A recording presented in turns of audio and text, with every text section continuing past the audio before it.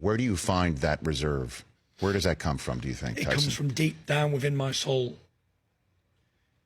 A true bred born fighting man who never quits, never says die. And if I was ever going to jack it, it wouldn't have been in a boxing ring. It'd have been when I was suffering with mental health. I was on the verge of suicide. That's when I'd have quit. But I didn't quit on myself, and I didn't quit on the world.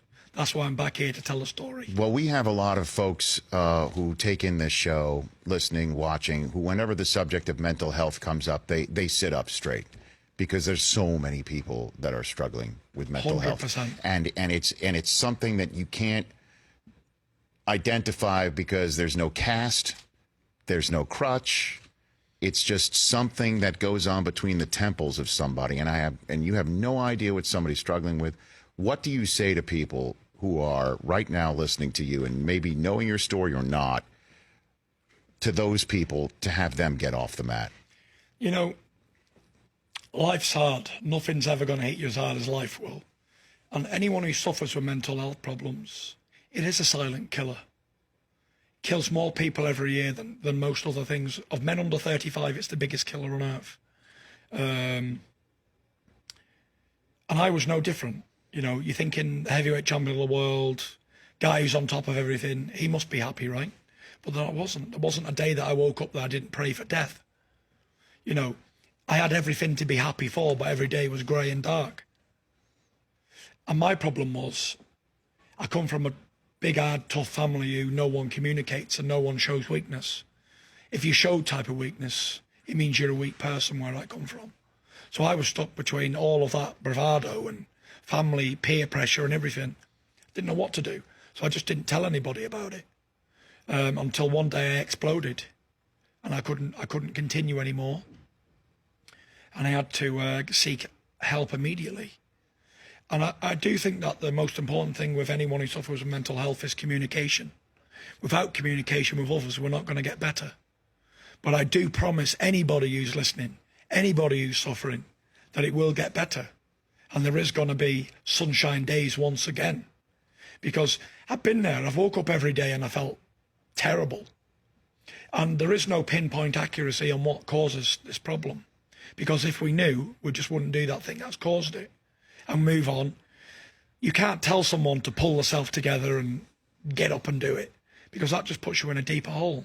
So how can you help somebody identify where rock bottom is, where you decided to make that choice, Tyson? Me, I was on the way to a bridge doing 160 miles an hour in a high-performance car. And I was 100% certain this was the day that I was going to end it all. 2016, 28 years old, I was undefeated world heavyweight champion. And I'm on a one-way ticket to death. And just before I hit this bridge, I heard a voice in my mind say, don't do this. This is not what you're going to do, because think about your kids going to grow up with no father. Everyone's going to say you're a weak person. No. And I pulled the car over immediately and I was shaking.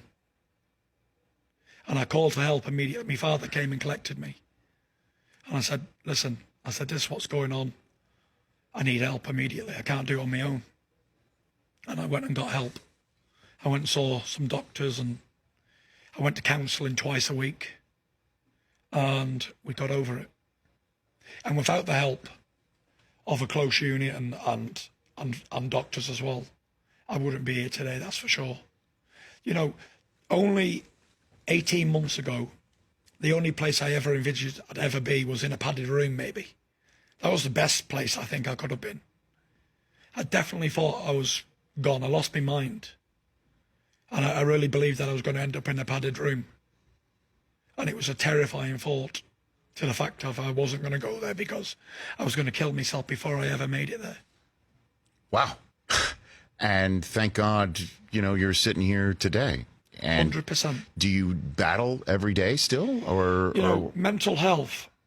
Some people say to me, I do a lot of like shows and travel around Europe and stuff, doing these talk shows and stuff. Right. People come and speak and whatever. And the question I usually get is, how did you defeat mental health? And I stand up and smile and I say, look, mental health, you never can beat it, ever. There's no victory over mental health. I liken mental health to a famous song that the Eagles wrote, Hotel California, and there's a famous verse in there, and it says, "You can check out any time you want, but you can never leave." You can never leave, right? And that is what mental health is about. You can check out any time you want. You can get better again, but it will never leave you, ever. You just got to learn to maintain and manage what we're suffering with. You know, yesterday I felt terrible. The day before I felt okay.